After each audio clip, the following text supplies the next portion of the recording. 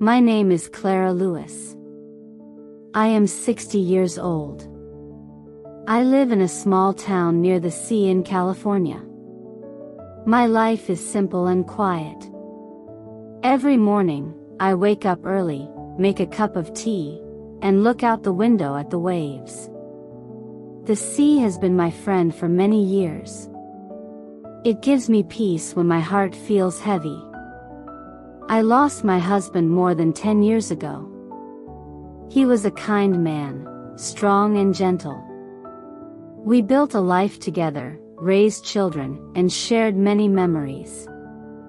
But one morning, he went to work and never came back. A car accident took him away from me. Since that day, my world has felt empty. I live alone now. My 2 daughters are grown up, married, and busy with their own families. They call me sometimes, but not often. I don't blame them. Life moves fast. My house is small, but it is full of candles, books, and old photos. I own a little bookshop near the market. I sell novels, magazines, and sometimes second-hand books that travelers leave behind. My shop is not big, and it does not bring much money, but it keeps me busy. It also gives me a reason to smile when customers come in. Still, most evenings I go home, cook dinner for one, and eat alone.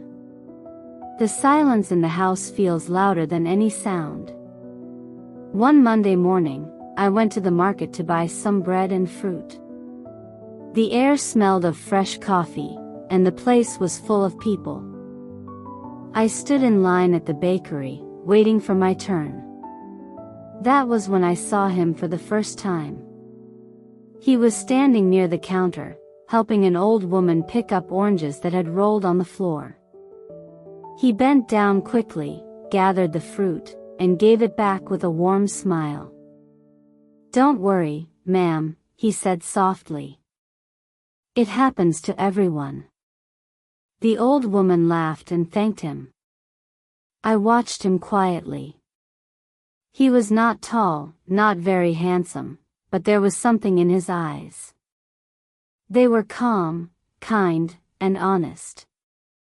He looked different from the noisy boys I usually saw at the market. His clothes were simple, a white shirt and jeans. His hair was a little messy, but it made him look natural. I could not explain why, but my heart felt lighter just watching him. Later that week, I saw him again. This time, it was at the bus stop near the pharmacy. He was sitting alone with a backpack, reading a small book. He noticed me looking, and he gave a gentle nod. I nodded back. We did not talk, but I felt something strange inside me, a soft curiosity. The third time we met was outside my bookshop.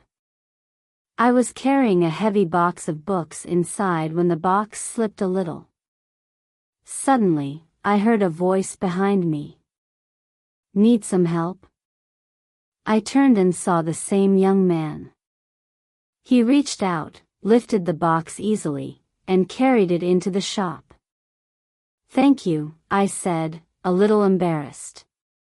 He smiled. "No problem.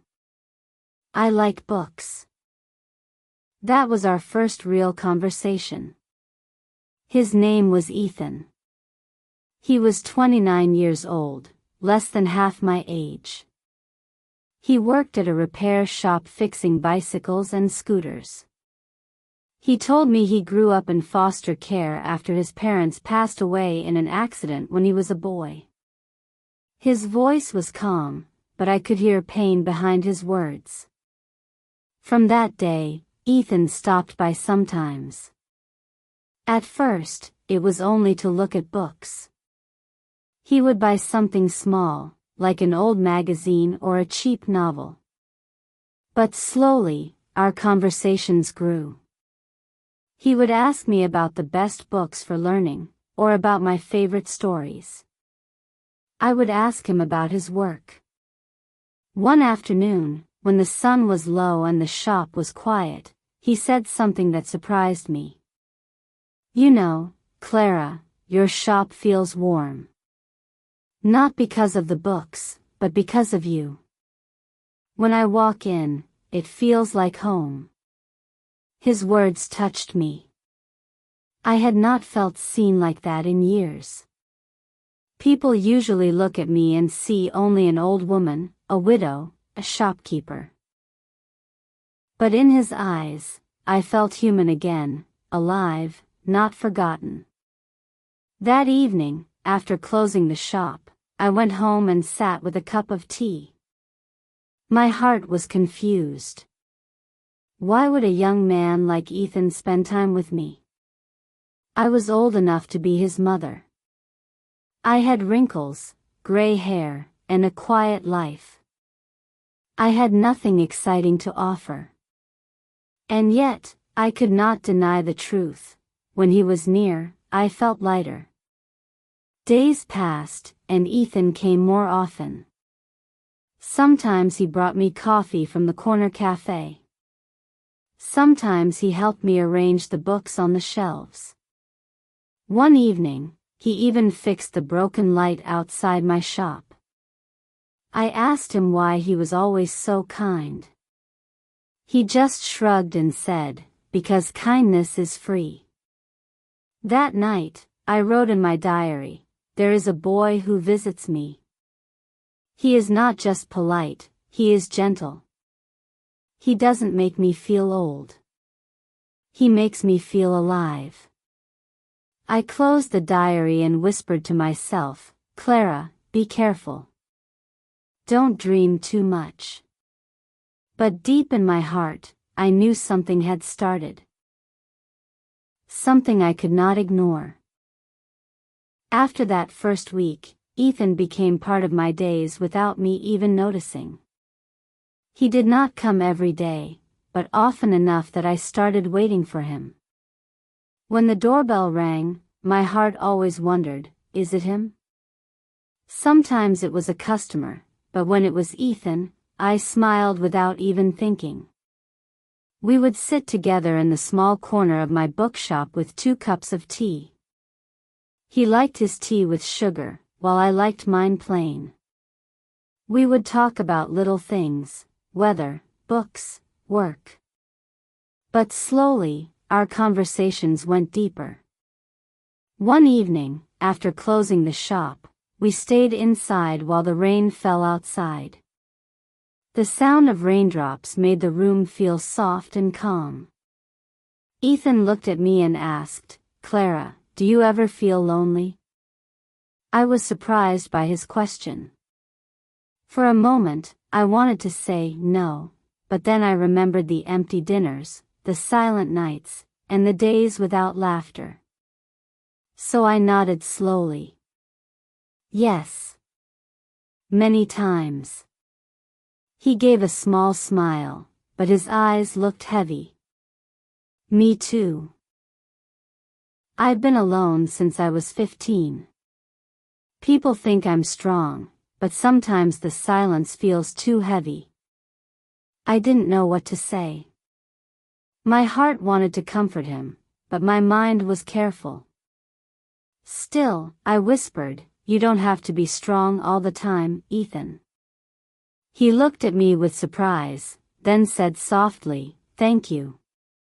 No one ever says that." That night, after he left, I sat near my window and thought about his words. I had spent years hiding my own pain, pretending to be strong for my children.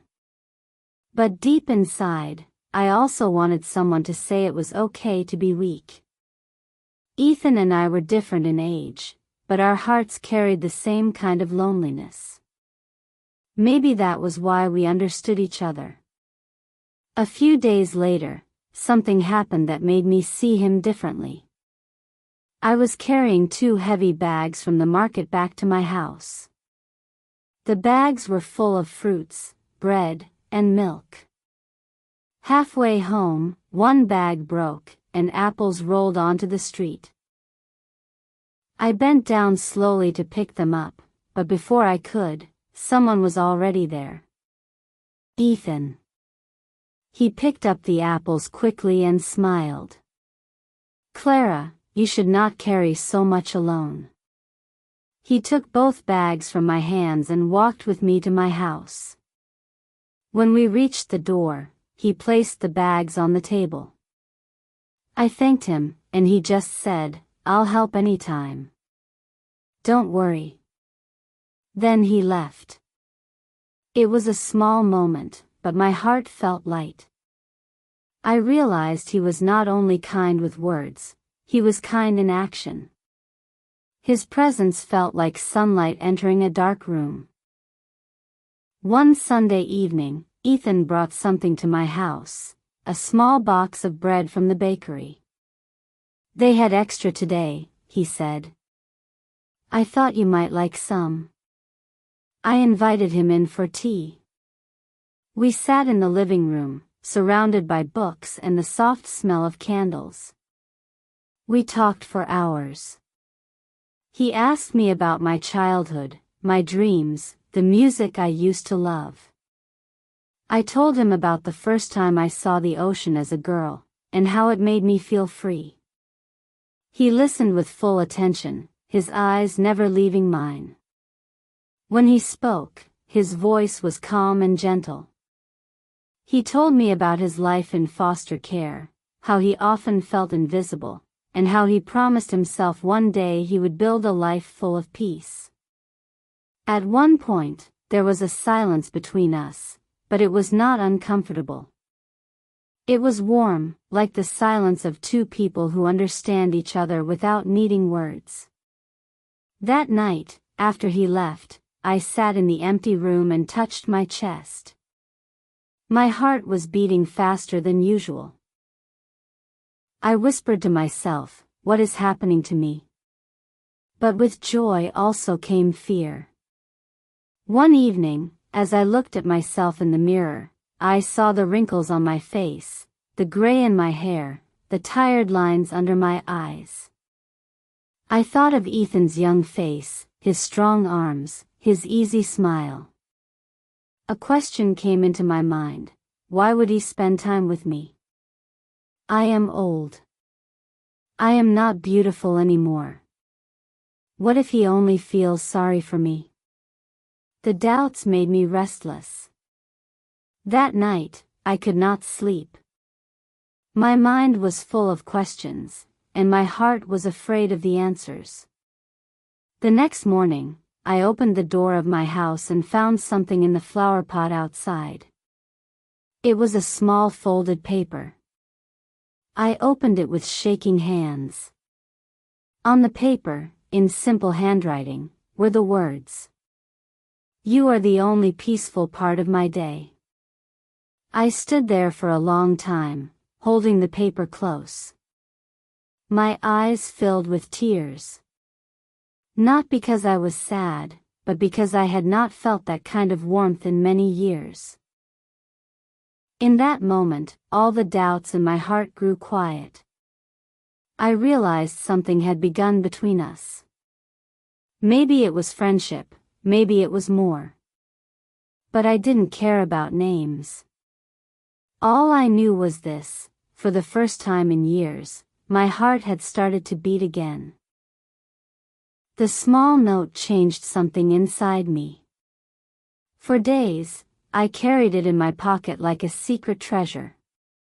Whenever I felt tired or doubtful, I touched the paper and remembered the words, "You are the only peaceful part of my day." I wanted to thank Ethan, but I did not know how. So the next time he came to the bookshop, I made his tea sweeter than usual and placed a small piece of chocolate on the saucer. He looked at it, surprised, and smiled. "For me?" he asked. "Yes," I said softly. "For you." He took the chocolate, but instead of eating it right away, he looked at me. His eyes were warm and full of something I could not name. That moment felt longer than it really was, and I had to turn my face away because my heart was beating too fast. One weekend, Ethan invited me to walk by the river. I hesitated at first. What would people think if they saw us together? He was 24, and I was 41. The difference was clear in every wrinkle, every step, every glance. But his eyes were kind, and his invitation felt honest. So I agreed. We walked side by side as the sun set, painting the sky in shades of gold and pink. The river reflected the light, and the air was cool. We didn't talk much at first, but the silence was gentle. Then he said, "Clara, you always listen to me. No one has ever done that before." I looked at him. "But everyone deserves to be heard, Ethan." He shook his head. "Not everyone thinks so. But you see me." Those words touched me deeply. In a world full of noise, to be seen, really seen, was rare. I realized then that I also felt the same. When I was with him, I did not feel like a tired mother or a woman past her youth. I simply felt like myself. But not everything was simple.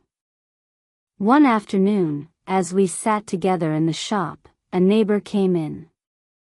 She looked at us, then at me, and raised her eyebrows. After she left, I felt embarrassed. My face burned with shame. That night, I could not stop thinking. What if people gossiped? What if they judged my children because of me? What if they said I was foolish? The next day, when Ethan came, I tried to keep some distance. I spoke less, and I avoided his eyes. He noticed. "Clara, did I do something wrong?" I shook my head quickly. "No, Ethan. It's not you. It's me. Maybe we should not spend so much time together." His face fell, but he stayed calm. "Why?" "Because people will talk," I whispered. "They will not understand." For a long moment, he said nothing. Then he leaned forward and spoke in a low, steady voice. "Clara, I don't care what they say. I care about what you feel. Do you want me here? Or not?" The room felt heavy with silence. My heart was screaming, "Yes, I want you here." But fear held my lips closed. Finally, I whispered, "I don't know." He nodded slowly, his eyes full of sadness. "I'll give you time. But remember, peace is rare. Don't push it away." Then he left. The days after that felt empty.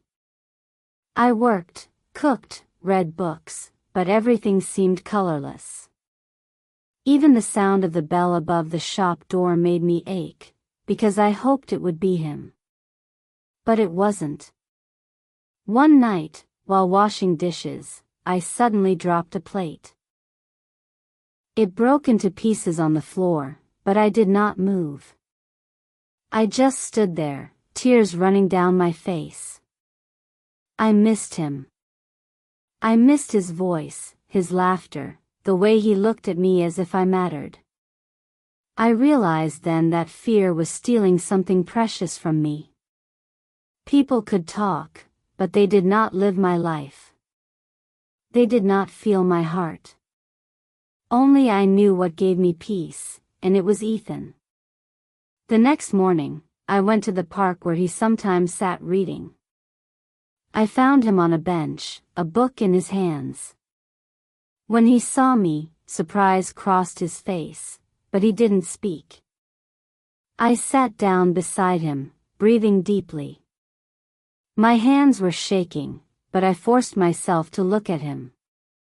Ethan. I was afraid. Afraid of people, of their words, of my own doubts. But last night I realized something. I don't care what they think. I care about you. For a moment, his eyes searched mine, as if making sure I truly meant it. Then, slowly, a smile spread across his face, soft, bright, and full of relief. Clara, he whispered, that's all I needed to hear. We sat together in silence, the kind of silence that heals. Around us, the world moved, children played, dogs barked, leaves rustled, but inside that moment, there was only us. For the first time in many years, I felt free. After that day in the park, Ethan and I began to spend more time together again. But this time, something had changed. It was no longer just quiet talks or short moments in the shop. It was real. It was us. We shared simple things, cups of tea, long walks, evenings with books. Sometimes, he helped me close the shop, and we would sit on the wooden steps outside, watching the stars. Life still had problems, but when I was with him, they felt lighter, easier to carry. One evening, as we walked home, Ethan stopped suddenly. He turned to me, his face serious. Clara, do you believe in love? The question surprised me. My heart jumped. For years, love was something I thought belonged only to youth, to people with time and dreams ahead of them. At 41, with responsibilities, love felt like a story for someone else. I don't know, I admitted. Maybe I used to. But life makes people forget. He shook his head. Not me. I don't forget. I believe in love. And I. He hesitated, searching my eyes. I love you, Clara. The world seemed to stop. His words were simple, but they carried the weight of truth. My throat tightened, and tears filled my eyes. Ethan, you're so young, I whispered. You could love someone your own age, someone without all my history. He reached for my hand. His touch was warm, steady. I don't want someone else. I want you. Your history, your scars, your strength, your laughter. You. I closed my eyes for a moment. For the first time in so long, I felt chosen. Not out of need or duty, but out of love. My heart whispered the answer before my lips did. I love you too. From that night, everything was different. We were no longer just friends sharing peace. We were two souls, choosing each other despite everything. Of course, the world noticed. People talked. Some whispered in markets, some gave me strange looks. One afternoon, a neighbor came into the shop and said with a sharp voice, Clara, aren't you ashamed? He is young enough to be your son. The words cut deep, but I stood tall. I smiled calmly and replied, love is not about age. It is about peace. And with him, I have peace. The woman frowned and left, but I didn't care. For once, I felt strong enough to face judgment. Because behind me, Ethan stood, holding my hand. Time passed, and my children also began to notice. One evening, my daughter Emma asked, Mom, why is Ethan always around? I froze, afraid of what she might think. But before I could answer, she smiled. I like him. He makes you laugh. I haven't seen you laugh like that in years. Her words broke the wall of fear in my heart. If my own children could accept him, then nothing else mattered. A year later, under a soft spring sky, Ethan asked me to marry him. We were sitting in the park where I had once confessed my feelings. He pulled out a small ring, simple but beautiful, and said, "Clara, I don't care about rules or age. I only care about us. Will you marry me?" Tears filled my eyes again. At 41, I had thought my days of romance were over. But here was a young man, kneeling before me, giving me back a dream I thought was lost.